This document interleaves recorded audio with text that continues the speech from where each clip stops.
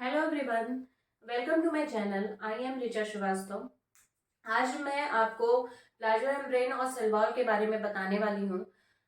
Last time जो मैंने topic पढ़ाया था उसमें प्लांट सेल और एनिमल सेल रह गया था, वो भी मैं आज आपका कवर करूंगी। तो स्टार्ट करते हैं। पहला क्या है प्लांट सेल में और एनिमल सेल में, जो पहला डिफरेंस वो क्या है, सेल वॉल का। मतलब सेल वॉल के प्रेजेंट और अब्सेंट होने के बेसिस पर सेल को हम दो पार्ट में डिवाइड करते हैं। पहला क्या है सेल वॉल, पहला क्या है प्लांट सेल और दूसरा क्या है एनिमल सेल। तो प्लांट सेल में जो आउटर लेयर होती है सेल की, वो किस चीज की बनी होती है, सेल वॉल की बनी होती है। जबकि एनिमल सेल में जो सेल वॉल होता है वो कम्प्लीटली क्या होता है, एब्सेंट होता है। वहां पर सेल वॉल की जगह पर क्या पाया जाता है, प्लाज्मा मेम्ब्रेन, जो कि उसकी आउटर कवरिंग होती है। फिर नेक्स्ट डिफरेंस क्या है, और एक चीज और है, सेल वॉल किस चीज का बना होता है, सेलुलोज का बना होता है। मतलब सेलुलोज एक ऐसा मटेरियल होता है जो सेल वॉल को बनाने का काम करता है। प्लांट सेल की जो भी प्लांट सेल में जो लेयर होती है सेल वॉल की, वो किस चीज की बनी होती है, सेलुलोज की। सेलुलोज की वजह से, सेलुलोज से बने होने की वजह से जो सेल वॉल होती है वो काफी रिजिड स्ट्रक्चर होता है, जिसकी वजह से प्लांट हर तरह के स्ट्रेस को झेलने की प्लांट के अंदर कैपेसिटी पाई जाती है। नेक्स्ट क्या है, वैक्यूल। मैंने लास्ट टाइम जो टॉपिक पढ़ाया था उसमें भी ये बताया था कि वैक्यूल प्लांट सेल में क्या होते हैं, बहुत लार्ज होते हैं, अमाउंट भी इनका लार्ज होता है। तो वैक्यूल जो है वो प्लांट सेल में लार्ज अमाउंट में पाए जाते हैं, और एनिमल सेल में जो वैक्यूल होते हैं वो कितने होते हैं, बहुत कम होते हैं, साथ ही कभी कभी नहीं भी पाए जाते हैं एनिमल सेल में। तो प्लांट सेल में वैक्यूल प्रेजेंट होगा और एनिमल सेल में क्या होता है, वैक्यूल एब्सेंट होता है। फिर नेक्स्ट जो सेल ऑर्गेनेल है वो क्या है, प्लास्टिड, जिसकी वजह से प्लांट को कलर प्रोवाइड होता है। प्लास्टिड एक बहुत इंपॉर्टेंट सेल ऑर्गेनेल होता है, किसके लिए, प्लांट के लिए। तो प्लांट में प्लास्टिड्स बहुत इंपॉर्टेंट सेल ऑर्गेनेल के रूप में प्रेजेंट होता है, जबकि एनिमल सेल में प्लास्टिड क्या होता है, कंप्लीटली एब्सेंट होता है। तो अब प्लास्टिड का स्ट्रक्चर कैसा होता है, ये सारी चीजें मैं जैसे जैसे एक एक सेल ऑर्गेनेल कवर करूंगी आपको स्ट्रक्चर डिटेल में बताती चलूंगी। फिर नेक्स्ट क्या है, सेंट्रियोल। सेंट्रियोल क्या होता है, सेंट्रियोल जो है एक ऐसा सेल ऑर्गेनेल है जो कि सेल को डिवाइड करने में बहुत इंपॉर्टेंट रोल प्ले करता है। ये सेल को डिवाइड करेगा और ये प्रेजेंट कहाँ पर होता है, न्यूक्लियस के पास। तो ये प्लांट सेल में सेंट्रियोल जो है वो कभी कभी प्रेजेंट होता है, कभी नहीं प्रेजेंट होता है, मतलब इसे एब्सेंट भी बोल सकते हैं। लेकिन एनिमल सेल में जो सेंट्रियोल होता है ये बहुत इंपॉर्टेंट रोल प्ले करता है, क्योंकि ये किसके पास पाया जाता है, न्यूक्लियस के पास, और इसीलिए सेल आसानी से ये डिवाइड कर सकता है। तो सेंट्रियोल जो है वो प्लांट सेल में क्या होगा, एब्सेंट होगा, और एनिमल सेल में क्या होता है, ये प्रेजेंट होता है। ये हो गया प्लांट सेल में और एनिमल सेल में डिफरेंस। अब मैं आपको बताने जा रही हूँ कि सेल के स्ट्रक्चर में जब हम माइक्रोस्कोप की हेल्प से सेल का स्ट्रक्चर देखते हैं तो हमें क्या क्या चीजें सबसे पहले दिखाई देती हैं।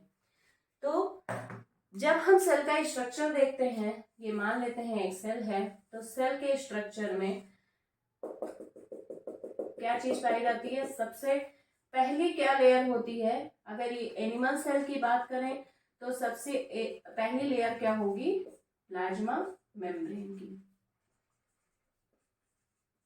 नेक्स्ट लेयर, नेक्स्ट क्या है, साइटोप्लाज्म है,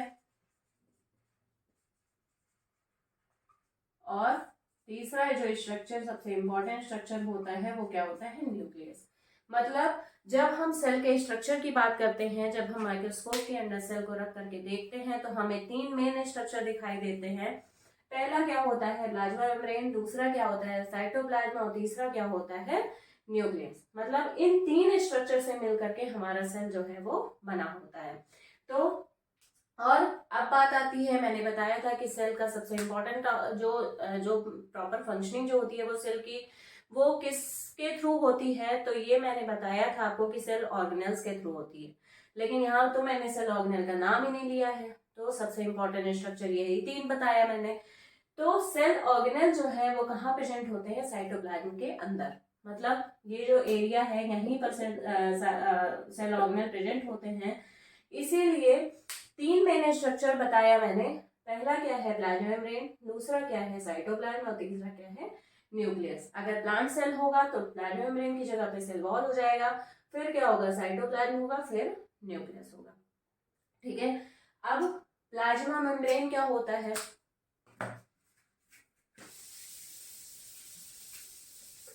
तो जो प्लाज्मा मेम्ब्रेन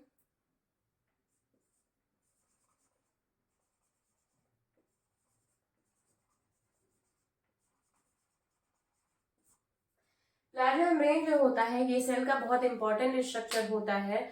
इसे और भी कई नाम से जाना जाता है। जैसे प्लाज्मा मेम्ब्रेन को हम सबसे इंपॉर्टेंट जो इसका इसे बोलते हैं वो क्या बोलते हैं, सेलेक्टिवली परमिएबल मेम्ब्रेन बोला जाता है।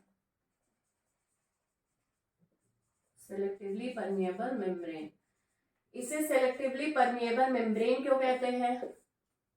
क्योंकि ये कुछ सेलेक्टेड पार्टिकल्स को ही सेल के अंदर आने जाने की परमिशन देता है।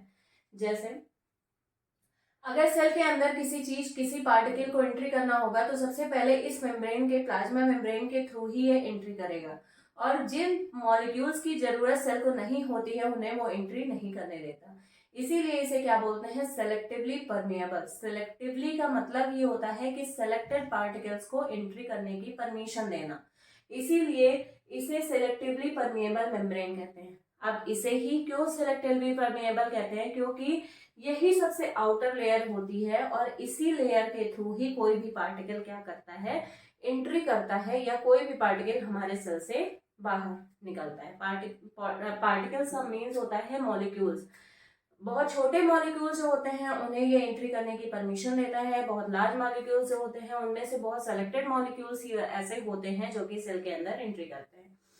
तो प्लाज्मा मेम्ब्रेन, इसको अगर दोनों वर्ड को अगर डिवाइड करके अगर ये देखा जाए कि इसका मतलब क्या है, तो प्लाज्मा का मतलब होता है लिक्विड मटेरियल, और मेम्ब्रेन मतलब ऐसा स्ट्रक्चर जो कि लिक्विड मटेरियल को कवर करने का काम करता है। मतलब ये जो साइटोप्लाज्म है हमारा, ये एक तरह का क्या हो गया, प्लाज्मा हो गया। और मेम्ब्रेन, प्लाज्मा को कवर करने का काम कौन करता है, प्लाज्मा मेम्ब्रेन, इसीलिए इसे क्या बोलते हैं, प्लाज्मा मेम्ब्रेन बोला जाता है। अब प्लाज्मा मेम्ब्रेन को सिलेक्टिवली परमेएबल बोलते हैं, साथ ही इसे और क्या बोलते हैं? सबसे पहले प्लाज्मा मेम्ब्रेन की डिस्कवरी किसने किया था? इसके डिस्कवरर कौन है? नेगेली एंड क्रैमर। ये कॉम्पिटिटिव एग्जाम्स में ये पूछ लेता है कि डिस्कवरर कौन है, तो ये याद रखिएगा आप लोग कि प्लाज्मा मेम्ब्रेन की डिस्कवरी सबसे पहले किसने किया था? नेगेली एंड क्रैमर ने। और इसे इन्होंने क्या बोला? प्लाज्मा मेम्ब्रेन बोला या सेल मेम्ब्रेन बोला। तो प्लाज्मा मेम्ब्रेन का एक और क्या नाम हो गया? Cell membrane. मतलब इसकी डिस्कवरी जब हुई तो नेगेली एंड क्रैमर ने सबसे पहले प्लाज्मा मेम्ब्रेन को देखा था और उन्होंने इसे सबसे पहले क्या बोला? सेल मेम्ब्रेन बोला। फिर उसके बाद और भी साइंटिस्ट आए जिन्होंने इसका अलग अलग नाम दिया। फिर उसके बाद इसे बायो मेम्ब्रेन बोला गया, प्लाज्मा लेमा बोला गया। इस तरीके से इसे कई नामों से जानते हैं। क्वेश्चन पेपर में बहुत सारे नाम से ये कभी कभी क्वेश्चन पूछ लेता है, कभी सेल मेम्ब्रेन के नेम से क्वेश्चन पूछ लेता है, कभी बायो मेम्ब्रेन क्या होता है इसके नेम से क्वेश्चन पूछ लेगा। इसी तरीके से हर नाम आपको पता होना जरूरी है। तो प्लाज्मा मेम्ब्रेन जो है इसे क्या बोलते हैं? सिलेक्टिवली परमेएबल मेम्ब्रेन भी बोलते हैं, इसे सेल मेम्ब्रेन भी बोलते हैं, बायो मेम्ब्रेन भी कहते हैं इसे, और प्लाज्मा लेमा भी कहते हैं इसे। अब प्लाज्मा मेम्ब्रेन के स्ट्रक्चर की बात अगर की जाए तो प्लाज्मा मेम्ब्रेन का जो स्ट्रक्चर होता है वो डबल लेयर्ड होता है। डबल लेयर्ड स्ट्रक्चर पाया जाता है। मतलब आउटर लेयर जो है वो लिपिड की बनी होती है और साथ में उसके बीच बीच में पैचेज के फॉर्म में प्रोटीन जो है वो एम्बेडेड फॉर्म में पाए जाते हैं। मतलब प्रोटीन का जो जब स्ट्रक्चर देखेंगे तो ऐसा लगता है जैसे लिक्विड में कुछ कंसंट्रेटेड मटेरियल में कोई चीज ऐसे दबी हुई है। तो ये कहा जाता है कि ये डबल लेयर्ड स्ट्रक्चर होता है जिसमें से जो प्रोटीन होती है वो दो तरीके की प्रोटीन होती है। ये इसका स्ट्रक्चर है।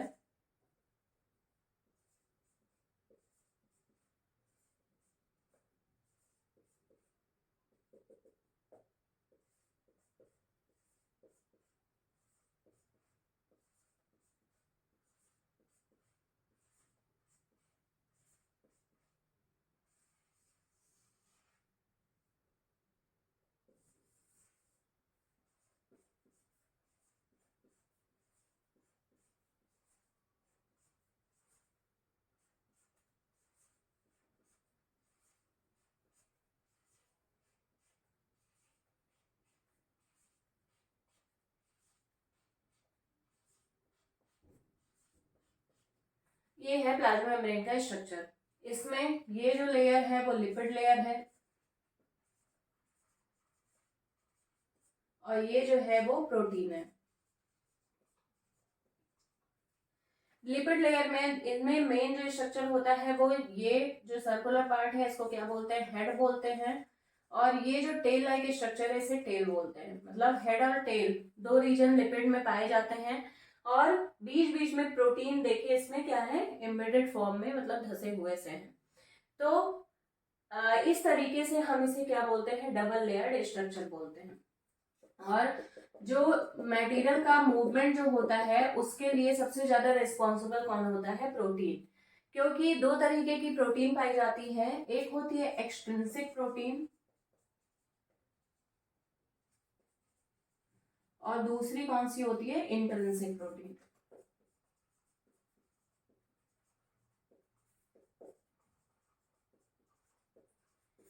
ये दोनों ही प्रोटीन जो होती हैं वो मटेरियल को एक्सचेंज होने में बहुत ही इंपॉर्टेंट रोल प्ले करती हैं। तो इस तरीके से कहा जाता है कि जो प्लाज्मा मेम्ब्रेन होता है वो किन दो चीजों से मिलकर के बना होता है, लिपिड से और प्रोटीन से, दो चीजों से मिलकर के बना होता है। ठीक है। अब इनमें मूवमेंट कैसे होता है और मटेरियल कैसे एक्सचेंज होता है, तो एक स्पेशल टाइप का मूवमेंट इनमें पाया जाता है जिसे बोलते हैं flip flop movement. Flip flop movement का मतलब क्या होता है कि फ्लिप फ्लॉप मूवमेंट, इसका मतलब ये हुआ कि ये जो लिपिड की जो लेयर पाई जाती है वो क्या होती है, आपस में यूं एक्सचेंज होती है इस तरीके से, ऐसे ऐसे करके ये फ्लिप फ्लॉप मूवमेंट होता रहता है और मटेरियल क्या होते हैं, एक्सचेंज होते रहते हैं। मतलब जिन चीजों की सेल को जरूरत होती है वो चीजें इसी फ्लिप फ्लॉप मूवमेंट के थ्रू एंट्री करती हैं और जिन चीजों की जरूरत सेल को नहीं होती है वो चीजें क्या होती हैं, बाहर चली जाती हैं। इस तरीके से जो मूवमेंट होता है वो सिलेक्टिवली परमिएबल होता है। ठीक है। अब ये जो स्ट्रक्चर था इसे क्या, इस स्ट्रक्चर को क्या बोलते हैं, फ्लूइड मोज़ेक मॉडल बोलते हैं। प्लाज्मा मेम्ब्रेन के स्ट्रक्चर को लेकर के बहुत सारे डिस्कशंस हुए, फिर उसके बाद बहुत सारे कॉन्फ्लिक्ट आए। तो साइंटिस्ट लोगों ने उनमें से कुछ साइंटिस्ट थे जिन्होंने अलग अलग मॉडल दिया। पहला जो मॉडल दिया गया था वो यूनिट मेम्ब्रेन मॉडल दिया गया था। उसमें प्लाज्मा मेम्ब्रेन को 3 लेयर्ड बताया गया था, लेकिन फिर बाद में किसने दिया था, सिंगर एंड निकोलसन ने। तो ये जो स्ट्रक्चर अभी मैंने बनाया था इसको क्या बोलते हैं, फ्लूइड मोज़ेक मॉडल।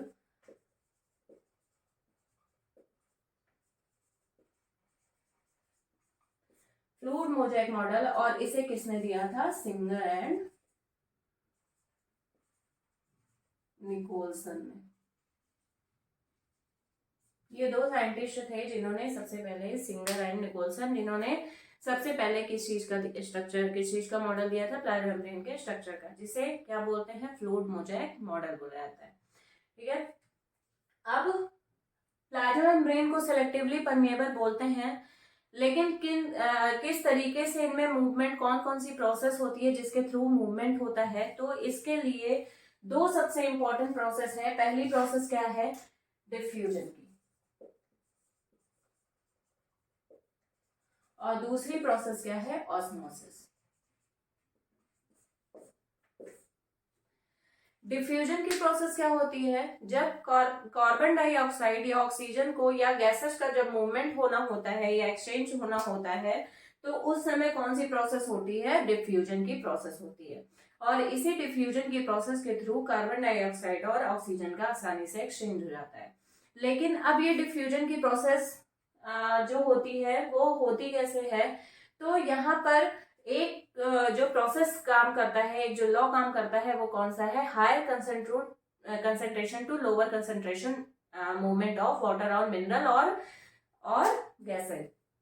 तो इस तरीके से कार्बन डाइऑक्साइड या गैसेज बोल दें तो गैसेज का मूवमेंट और साथ ही साथ वाटर का मूवमेंट जो होता है वो डिफ्यूजन के थ्रू होता है, मतलब higher concentration to lower concentration. जब किसी भी मॉलिक्यूल का मूवमेंट होगा तो उस प्रोसेस को क्या बोलेंगे? डिफ्यूजन बोलते हैं। Higher concentration to lower concentration.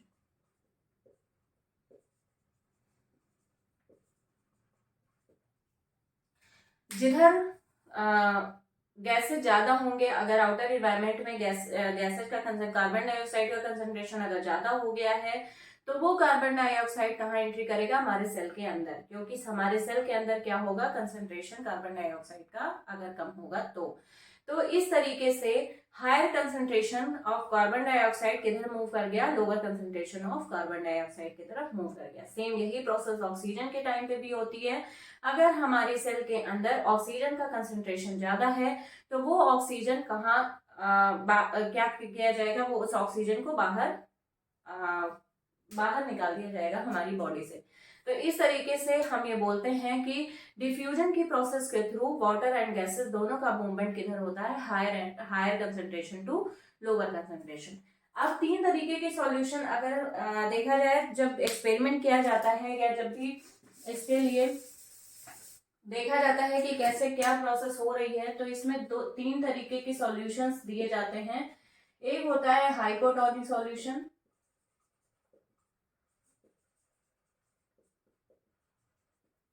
दूसरा क्या होता है? हाइपोटोनिक, आइसोटोनिक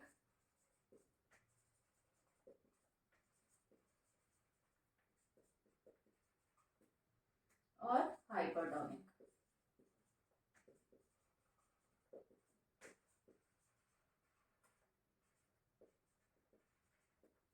हाइपोटोनिक सॉल्यूशन में क्या होता है कि बाहर के एनवायरनमेंट में क्या होगा? वाटर का कंसंट्रेशन क्या होता है? ज्यादा होता है, मतलब कंसंट्रेटेड फॉर्म, डाइल्यूट फॉर्म में बाहर का एनवायरनमेंट होता है और अंदर के एनवायरनमेंट में कंसंट्रेशन क्या होता है? कम होता है। तो वो कंसंट्रेशन किधर मूव करेगा? हायर टू लोअर मूव करेगा, मतलब high concentration to low concentration molecules का मूवमेंट होगा। ये क्या कहलाता है? हाइपोटोनिक सॉल्यूशन कहलाता है। मतलब एक ऐसा सॉल्यूशन बनाया जाता है जिसमें बाहर के एनवायरनमेंट में क्या किया जाता है? जो सॉल्यूशन है उसको किस फॉर्म में कर दिया जाता है? डाइल्यूट फॉर्म में, मतलब बहुत पतला कर दिया जाता है। और अंदर का सॉल्यूशन, मतलब कोई भी एक सेल ले ली जाती है या कोई भी एक पार्ट ले लिया जाता है, उस सेल का कंसंट्रेशन अंदर का एनवायरनमेंट कैसा होता है? लो कंसंट्रेशन फॉर्म में होता है। तो इस तरीके से जो वाटर का या मॉलिक्यूल्स का जो मूवमेंट होता है वो किधर हो जाएगा? हायर टू लोअर, मतलब बाहर के एनवायरनमेंट से वो सॉल्यूशन किधर मूव कर जाएगा? अंदर के एनवायरनमेंट में मूव कर जाएगा। अब आइसोटोनिक सॉल्यूशन, आइसो का मतलब होता है सेम। जब बाहर के एनवायरनमेंट और अंदर के एनवायरनमेंट में जो सॉल्यूशन होगा वो बिल्कुल सेम अमाउंट में रहेगा, तो उस समय मूवमेंट जो होगा वो लगभग बराबर मूवमेंट होगा, ना ही higher concentration to lower concentration, ना low concentration to higher concentration. मतलब ये जो मूवमेंट होता है वो बराबरी का होता है, इसीलिए इसे क्या बोलते हैं? Isotonic solution. यहाँ पर सॉल्यूशन जो बनाया जाता है वो कैसा होता है? आइसोटोनिक, मतलब दोनों तरफ ही सॉल्यूशन को क्या किया जाता है? बराबर रखा जाता है। ना कोई कंसंट्रेटेड सॉल्यूशन होगा, ना कोई बहुत डाइल्यूट सॉल्यूशन होगा। नेक्स्ट क्या है? Hypertonic solution. हाइपरटोनिक सॉल्यूशन में अंदर का जो एनवायरनमेंट होता है वहां पर कंसंट्रेशन क्या होगा? ज्यादा होगा। जैसे मान लो ये एक बीकर हम ले लेते हैं और इसमें बाहर का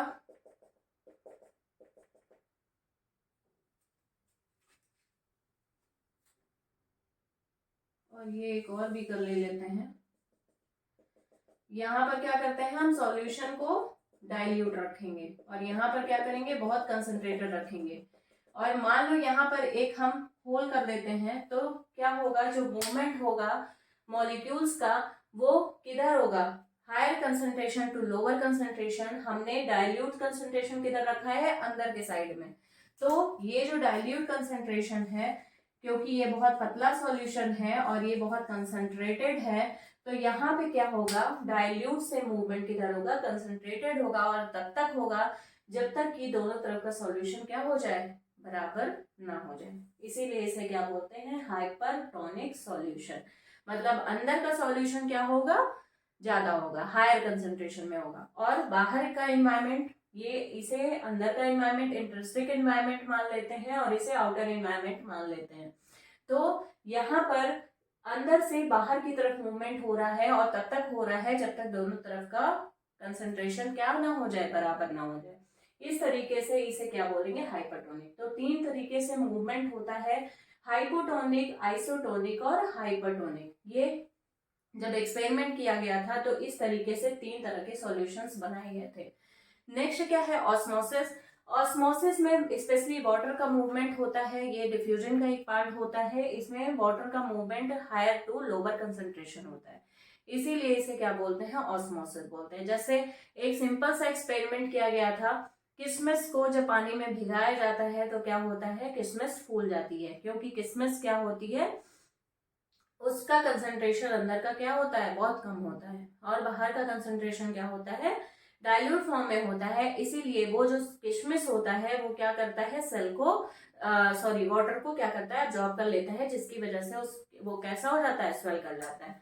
अगर कोई लकड़ी हम पानी में भिगो दें और वो सूखी लकड़ी है, अंदर उसके वाटर की कमी है, तो वो क्या होगा, लकड़ी का एक टुकड़ा जो है वो धीरे धीरे क्या होगा, वाटर को एब्जॉर्ब करने की वजह से वो क्या कर जाएगा, स्वेल कर जाएगा।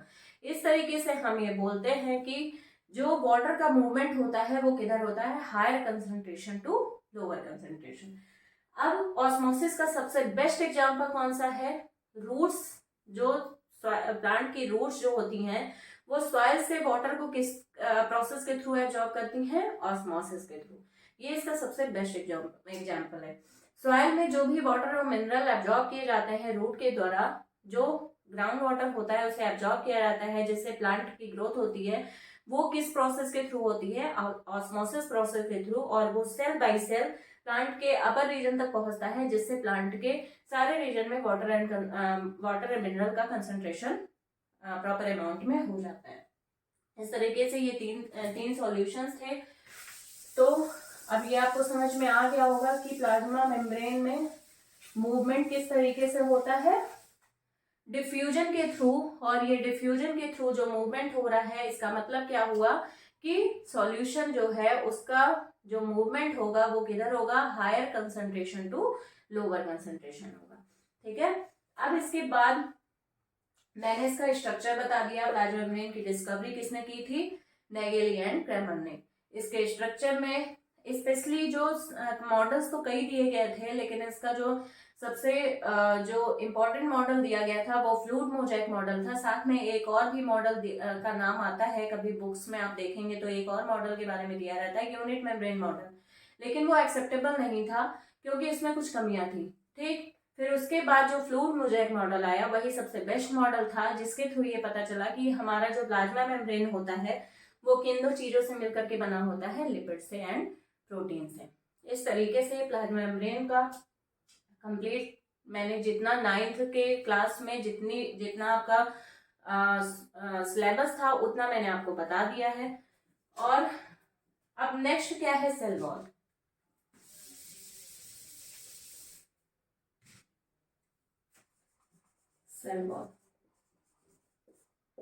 सेल वॉल कहाँ प्रेजेंट होती है, ये मैंने अभी थोड़ी देर पहले आपको बताया कि ये केवल प्लांट सेल में पाई जाती है। सेल वॉल एनिमल सेल में एब्सेंट होती है। सेल वॉल जो स्ट्रक्चर होता है वो काफी रिजिड स्ट्रक्चर होता है। सेल वॉल के स्ट्रक्चर की जब हम स्टडी करते हैं तो इसमें तीन तरह के स्ट्रक्चर दिखाई देते हैं। पहला होता है कौन सा, आउटर लेयर। तीन तरीके की लेयर पाई जाती है इसमें। ये आउटर लेयर है, ये मिडिल लैमिला होता है,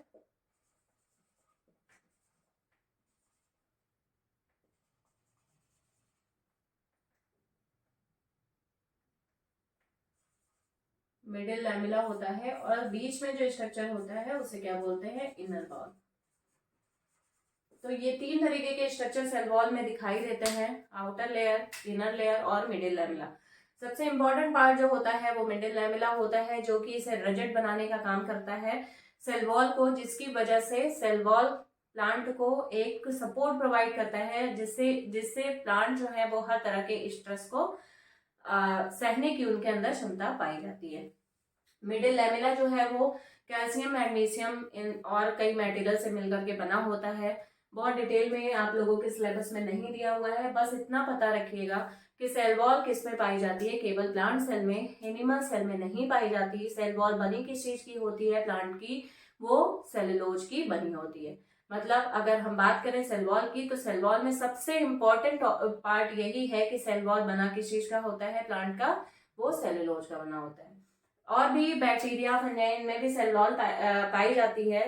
फंगस की जो सेल वॉल होती है वो किस चीज की बनी होती है, काइटिन की।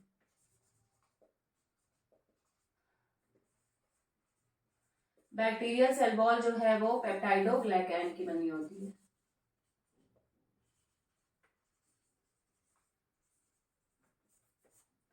इस तरीके से प्लांट की जो सेल वॉल होती है वो तो हमेशा सेलुलोज की बनी होगी, लेकिन फंगस की जो सेल वॉल होती है वो काइटिन की बनी होती है, और बैक्टीरियल सेल वॉल जो होती है वो पेप्टाइडोग्लाइकैन की बनी होती है। इस तरीके से जो सेल वॉल का स्ट्रक्चर होता है वो जो प्लांट है उनमें और डेवलपमेंट फॉर्म में पाया जाता है, लेकिन फंजाई और बैक्टीरिया क्योंकि प्रिमिटिव ऑर्गेनिज्म थे, इसलिए इनमें सेल वॉल बहुत डेवलप नहीं था। और वो किस किस चीज का बना होता था, बना होता है काइटिन और पेप्टाइडोग्लाइकैन का।